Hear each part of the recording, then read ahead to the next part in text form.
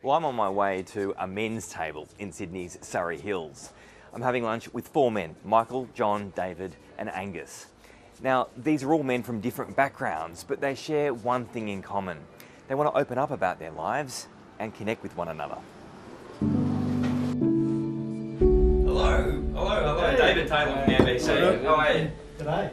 How you going? David Taylor. G'day. Cutting a long story short, why are we here? With friendships and meeting down at the pub and doing that, it's a blokey culture.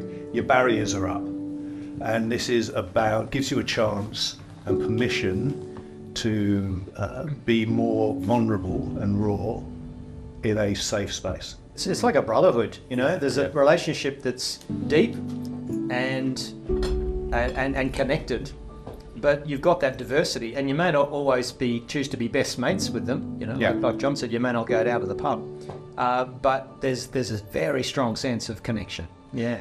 And I have to add, there's a strong element of, that non-judgmental thing. So in an environment without any judgment, then you can freely just say, the people asking questions just to want to know your own story more, to understand your feelings and, the whole things about yourself, rather than straight away give you a solution, that kind of thing. It's you knowing that another man, another bloke that you're speaking to knows what you're going through. You knowing that that man knows what you're going through. This is not just me saying it. We have got like a new joiner for the first time to join the table.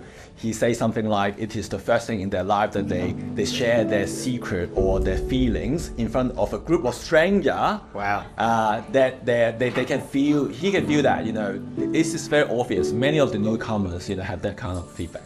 Across the country, in hundreds of pubs, restaurants and clubs, groups of up to 12 men gather every month over lunch or dinner to talk about the highs and lows of their lives.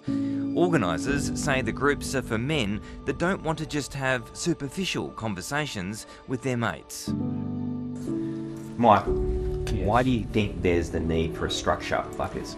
A lot of the time, we as Australian men should struggle to find purpose.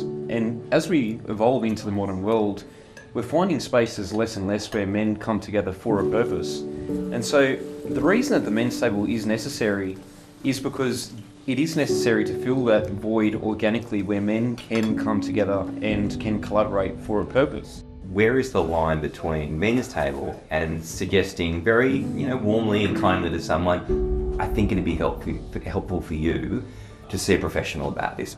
Where's that line? Yeah, so there's a thing called a safety net. So every table is essentially acting as a safety net for each other. The first safety net is they might be able to support just by listening.